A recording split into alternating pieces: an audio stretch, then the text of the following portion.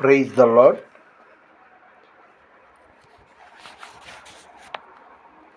ఈరోజు దేవుని వాగ్దానం మొదటి పేతురు లేదా పేతురు రాసిన మొదటి లేఖ 3వ అధ్యాయం 9వ వచనం. ఆశీర్వాదమునకు వారసులవుటకు మీరు పిలువబడితిరి. ఇంత మంచి మాట అండి. అది నాతో నీతో మనందరితో చెప్తున్నాడు దేవుడు. అర్థం చేసుకుంటే ఆశీర్వాదమునకు వారసులవుటకు మీరు పిలువబడితిరి.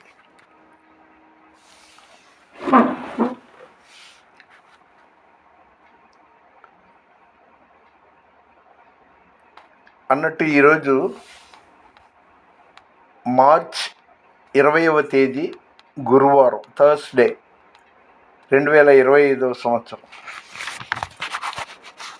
చిన్న సంఘటన రెండు మూడు మాటలు చెప్తున్నానండి, క్లుప్తంగానే చెప్తాను. నిన్న అనగా మార్చి 19వ తారీఖు బుధవారం విజయవాడ 1 టౌన్ పాస్టర్ ఫెలోషిప్ సదస్సుకి వెళ్ళానండి.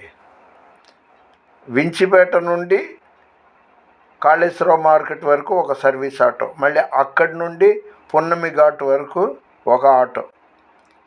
అయితే ఆ ఆటో వాడు కాస్త ముందుకు తీసుకెళ్ళిపోయాడు. చాలా దూరం వెళ్ళి మళ్ళీ వెనక్కి వచ్చాను. బొబ్బూరి గ్రౌండ్ అని భవానీపురం మసీదు స్ట్రీటు ఏదో అదంతా నడుచుకుంటే, అసలే ఎండాకాలం, ఎంత చిరాకు, ఎంత గేర వచ్చిందో. ఈ పాస్టర్ ఫెలోషిప్లు ఎప్పటి నుండో కొనసాగుతున్నాను. నాకు ఒరిగిందేంటో నా వ్యక్తిగత అనుభవం ఉండే, మిగతా వాళ్ళని నేను ఉద్దేశించానట్లా. మొట్టమొదట 1999, 2000 సంవత్సరం ఆ మధ్యలో పాస్టర్ నన్నిపోగు మ్యాథ్యూస్ గారు యునైటెడ్ పాస్టర్ ఫెలోషిప్ అని పెట్టారు. అందులో 2 సంవత్సరాలు కొనసాగాను. ఆయన రైల్వే ఉద్యోగం చేస్తూ దైవ సేవ హెబ్రోన్ ప్రార్థనా మందిరం మెయింటైన్ చేసేవాడు. ఆ తర్వాత అంచెలంచెలుగా వాళ్ళ కుమారుడు ప్రభువరం గారు ఆయన బిషప్గా అవ్వడం, అంతర్జాతీయంగా పరిచర్యలో తిరగడం వల్ల అది ఫెలోషిప్ ఆగిపోయింది అనుకుంటా. సరే, అంటే విషయం చెప్తున్నా, దాన్ని నేను పొగడట్లేదు, విమర్శించట్లా. నా మట్టుకు నేను ఆ తర్వాత కొక్కిలిగడ్డ యోహాన్ గారు ఆయన లేడు, ఇప్పుడు చనిపోయారు, ఆయన ఒక ఫెలోషిప్. ఆ తర్వాత ఒక 2 ఫెలోషిప్లు ఏదో మారింది. 2022 ఆ ప్రాంతంలో అనుకుంటా బిషప్ గంజి యోబు గారు దేవీనగర్, ఆయన రాజధాని పాస్టర్ ఫెలోషిప్ అని పెట్టాడండి. రంగరంగ వైభవంగా పెట్టడం జరిగింది. దానికి వైస్ ప్రెసిడెంట్ పాస్టర్ రాజు గారు. ఆయన అంటాడు, నేను ఒక యాక్టర్ని, డాక్టర్ని, ఏవేవో చెప్తాడు పొంతం లేనిది. సరే, ఆయన సంగతి అది. అంటే నాలో కూడా చాలా టాలెంట్ ఉంది, ప్రెసిడెంట్ అవడానికి నాకు లక్షణాలు ఉంది అని. దేవుని చిత్తం ఏమై ఉందో కానీ ఆ రాజధాని పాస్టర్ ఫెలోషిప్ బిషప్ గంజియోబు గారు పరలోక పిలుపుకి వెళ్ళిపోయిన తర్వాత అది మూలన పడిపోయింది. దాన్ని ఊసేయలేదు. ఆ తర్వాత ఇంకో ఫెలోషిప్, తర్వాత ప్రస్తుతానికి ఒక పేరున్న ఫెలోషిప్, అందులో కొనసాగుతున్నాను. నిన్న విజయవాడ 1 టౌన్ పాస్టర్ ఫెలోషిప్ వెళుతున్నా. మనలో ఉన్నవాడు లోకంలో ఉన్నవాని కంటే గొప్పవాడు. కాబట్టి ఆ గొప్పవాడు ఎవరండి? దేవుని శ్వాస, దేవుడే మనలో ఉన్నాడు. ఫ్రాన్సిస్, అటు తిరిగి ఇటు తిరిగి ఇటు తిరిగి రోజు రోజుకి నువ్వు చిన్న పిల్లోడివి కాదు కదా. ఎక్కువ స్తుతులు చదువుతూ కూర్చోక ఇవన్నీ అవసరమా? వెళ్ళడం అవసరమా? వెళతారు, ఆ మీటింగ్ ఏదో వింటారు, మళ్ళీ భోజనం చేసుకొని వచ్చేస్తారు. నీకు మిగిలింది నువ్వు ఆత్మీయంగా వర్ధిల్లింది ఏమీ లేదు. దేవుని సన్నిధిలో ఉండు, ఎక్కువ ప్రార్థనలో ఉండు, స్తుతులు చదువుతుండు అని. నిజమే. పాపం ఝాన్సీ రాణి అనే ఒక బిడ్డ, అయ్యో ఝాన్సీ రాణి అంటే ఏ ఊరు, ఏ పేట, వాళ్ళ ఇంటి పేరేంటనే అడగమాకండి. విజయవాడ కావచ్చు, గుంటూరు కావచ్చు, ఏలూరు కావచ్చు. ఝాన్సీ రాణి అని యవ్వనస్తురాలు. పాపం ఆమెకి 2 నెలలుగా శాలరీ రావట్లా. చక్కగా బాధ్యతగా ఉద్యోగం చేస్తుంటుంది. దేవుడంటే భయం భక్తి గెలిగిన ప్రార్థనా పరురాలు. అలాంటి వాళ్ళ కోసం నేను ఎంత ప్రార్థన చేయాలి. మంటి మురళి, ఆయన సమస్యలుగానే ఉన్నాయి. అయినా సరే దేవుడు నాకు ప్రేరేపించిన మాటలను బట్టి అతనికి ధైర్యపరుస్తూ వస్తున్నాను. చాలా మంచి కుర్రాడు. అదేవిధంగా ఎం కృప, ఆ బిడ్డ తన కుటుంబం గురించి ప్రార్థన చేయమనింది. తన తల్లి గారు కావచ్చు, తమ్ముడు చెల్లెలు వాళ్ళ గురించి కావచ్చు. అయితే ఆ ఎం కృపకు యోగ్యుడైన, రూపవంతుడు, గుణవంతుడు, నీతిమంతుడైన యువకుడితో వివాహం జరగాలని ప్రార్థన చేయాల్సిన బాధ్యత నాకు ఉంది. అలాగే బి సుజాత నిన్న 1 టౌన్ పాస్టర్ ఫెలోషిప్కి కూడా వచ్చింది. ఆమె తిరుగు వాన వాన వల్లప్ప వాకిలి తెరువు చెల్లప్ప ఏదో పద్యం చిన్నప్పుడు ఆడుకునేవాళ్ళం. అలాగా ఆమె ఇంకా బస్ స్టాండ్ని పట్టుకుని తిరుగుతూనే ఉంటుంది. ఎక్కడైనా పాస్టర్ ఫెలోషిప్ జరుగుతుంటే అక్కడికి వెళ్ళి ఓ ముద్ద తిని వాళ్ళు ఏదైనా ₹50 ఇస్తే తీసుకుని వెళ్ళిపోద్ది. ఇలాంటి వాళ్ళ కోసం నేను ఎన్నో సమస్యలు ప్రార్థన చేయాల్సిన బాధ్యత నా మీద ఉండి నేను చాలా సమయాన్ని వ్యర్థం చేసుకుంటున్నా. అభిషయ్ 6-7 ఏళ్ల బాలుడు. పాపం అతని చేతి వ్రేలు బలహీనంగా అసౌకర్యంగా ఉండడం. ఆ బిడ్డ గురించి ప్రార్థన చేయాలి కదా నేను. ఒక నిమ్మి, ఆమె అంచెలంచెలుగా దేవుని మహాకృపతో పదోన్నతి పొంది అక్కడ బాధ్యతలు పెరిగి అక్కడ జాబ్ చేస్తూ ఇటు ఇంటికి వచ్చి గృహిణిగా ఈ బాధ్యతలు నిర్వర్తించాలి. అలాంటి వాళ్ళ కోసం ఇంకా లోతుగా ప్రార్థన చేయాలి. యెరూషలేము క్షేమం కోసం ప్రార్థన చేయాలి. గుణదేవ్ కావచ్చు, విమల్ జోష్ కావచ్చు, డాక్టర్ కీర్తన్ కావచ్చు,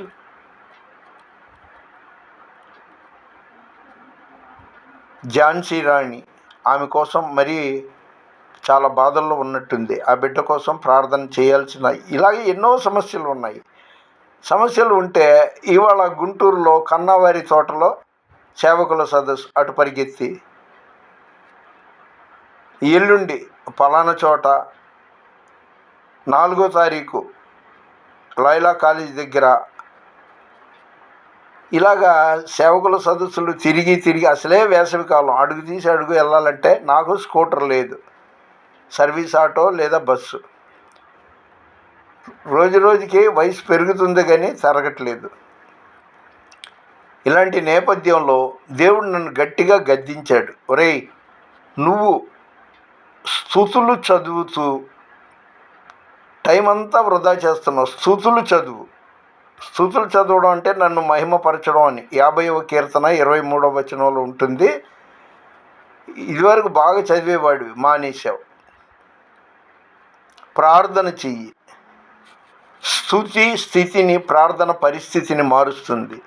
కాబట్టి ఆ సుజాతకు మారు మనసు, దైవజ్ఞానం ఇవ్వాలని, దురాత్మ చీకటి శక్తుల నుండి విడుదల ప్రసాదించాలని, అలాగే మతోన్మాదుల గురించి నేనైతే చేస్తున్నానండి.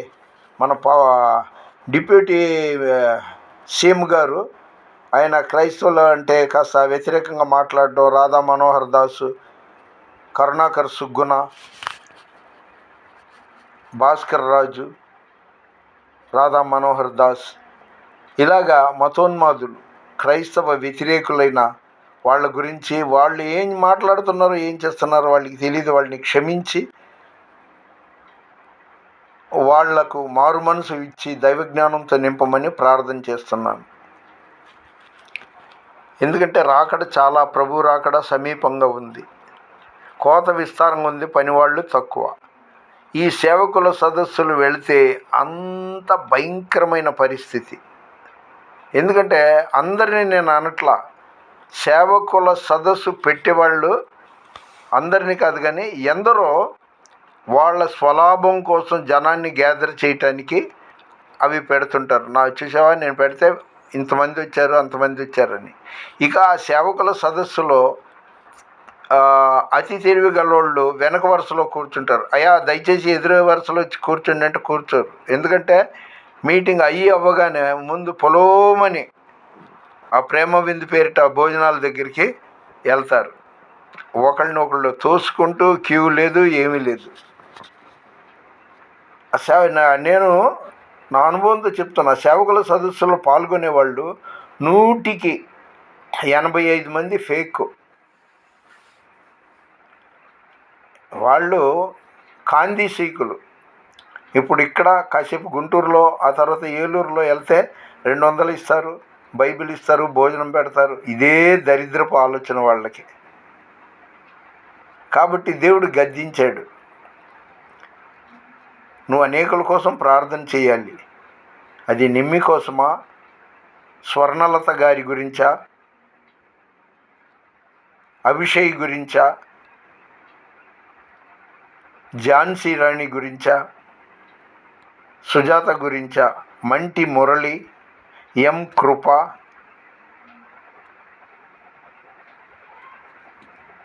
ఇలాగ చాలామంది ఉన్నారు భయంకరమైన సమస్యల్లో.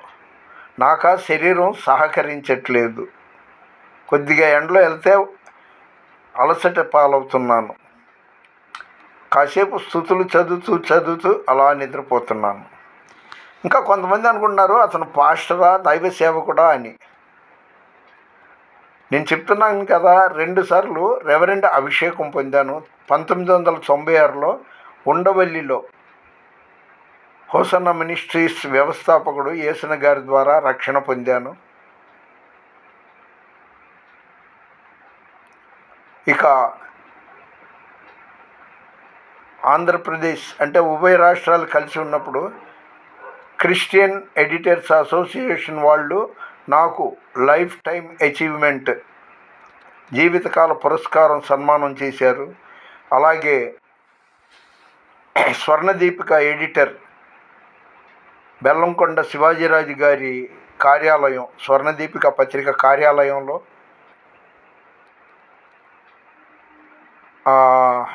బిషప్ దేశాభక్తుల సుభాకర్ శాస్త్రి గారి ద్వారా నాకు సన్మానం చేశారు. సన్మానాలు చాలా ఉన్నాయండి. నెల్లూరులో అదేం పత్రిక, పునాది పత్రిక, ఆ పత్రిక ఎడిటర్ గారు, ఇంకా కొంతమంది దైవ సేవకులు విజయవాడ సోషల్ సర్వీస్ సెంటర్లో అక్కడ నేను సన్మానం పొంది ఉన్నాను. చాలా చోట్ల ఉందండి. ఇవన్నీ సన్మానాలు కాదు, ఇక్కడ ఎంత హెచ్చింపబడితే అక్కడ అంత తగ్గింపబడతాం. కాబట్టి నేను ఒంటరి జీవితం జీవిస్తున్నాను. విరక్తి, విచారం అనేది పెట్టుకోకుండా మొండిగా ఎక్కువ ప్రార్థన చేస్తూ లేదా స్తుతులు చదువుతూ కొనసాగాలని తీర్మానించుకున్నాను. చాలా టైము వృధా చేస్తున్నాను. దీనికి కారణం ఒకటండి, బద్ధకం కాదు, కానీ నేనే నీళ్లు తెచ్చుకోవాలి స్నానానికి కానీ ఇతరత్రా కానీ. సాయంత్రం హోటల్కి వెళ్ళి ఏదైనా తెచ్చుకోవాలి. ఒంటరి. కానీ అప్పుడప్పుడు దేవుడు అంటాడు, వారిలో ఒంటరి వాడైన వాడు 1000 మంది ఎగును అనేసి. అయినా నేను ఒంటరి అని ఫీల్ అవ్వను, ఎందుకంటే యుగ సమాప్తి వరకు దేవుడు నాకు తోడై ఉన్నాడు. ఈరోజు నేను పేర్కొన్న ప్రతి ఒక్కరి గురించి మీరు కూడా మీ ప్రార్థనలో జ్ఞాపకం చేసుకోండి. ఎప్పుడు నా కోసం అని ప్రార్థన చేసుకోకూడదు, నా లాభం కోసం, నా ఆరోగ్యం కోసం అని మన గురించే చేసుకోకూడదు. అనేకుల కోసం ప్రార్థన చేస్తే అది ఎంతో ఆశీర్వాదం. పక్కా నేను దైవ సేవకుడిని. ఇంకా నాకు దేవుడు 7-8 ఏళ్ల నుండి ఆయన దర్శనం ద్వారా నాకు, నీవు ఈ తరం ప్రవక్తవి, నన్ను అడుగుము జనములను స్వాస్థ్యముగాను భూమిని దిగంతముల వరకు సొత్తుగా ఇస్తానని చెప్తూనే ఉన్నాడు. అయితే అబ్రహాం గారు ఎలాగా 75 ఏళ్ల వయసున్న వృద్ధుడికి సంతానం ఇస్తానంటే నమ్మాడు. ఆయన ఇంకో 25 ఏళ్ళు దాటిన తర్వాత సంతానం దేవుడు ఇస్తే అప్పటి వరకు అలాంటి నమ్మకంతో అలా కొనసాగుతున్నా. నేను ప్రవక్తని, రత్నం ఫ్రాన్సిస్ ప్రవక్త అని నేను కరపత్రాలు బోర్డులు ఏం పెట్టుకోలేదు, కానీ దానికోసం ఎదురు చూస్తున్నా. ఎందుకంటే ఆయన మనకు ఏం సిద్ధపరిచాడో అవి కంటికి కనబడలేదు, చెవికి వినబడలేదు, మనుష్య హృదయమునకు గోచరము కాలేదు. పాపం శాంతి మహా అయితే 38-40 ఉంటుంది. ఆమెకు షుగర్ వచ్చే అవకాశాలు ఉన్నాయి, బీపీ అంటుంది. ఏం వద్దమ్మా, నువ్వు ప్రార్థనలో ఉండు, నేను మీకోసం ప్రార్థన చేస్తున్నా. నేను ప్రార్థన చేస్తున్నానని మీరు మాత్రం ఖాళీగా ఉండమాకండి, మీరు కూడా ప్రార్థన చేసుకోండి అని. అలాగా పేరున అందరి కోసం నేను ప్రార్థన చేస్తున్నాను. ప్రార్థన అనేది అందరి కోసం మనం చేయాలి, వాళ్ళని బలపరచాలి, అప్పుడు మనం బలపడతాం. నన్ను బలపరచు అని యందు నేను సమస్తము చేయగలను. యేసయ్యా నా హృదయ స్పందన నీవే కదా, యేసయ్యా నా హృదయ స్పందన నీవే కదా, విశ్వమంతా నీ నామము ఘననీయము, విశ్వమంతా నీ నామము ఘననీయము, యేసయ్యా నా హృదయ స్పందన నీవే కదా.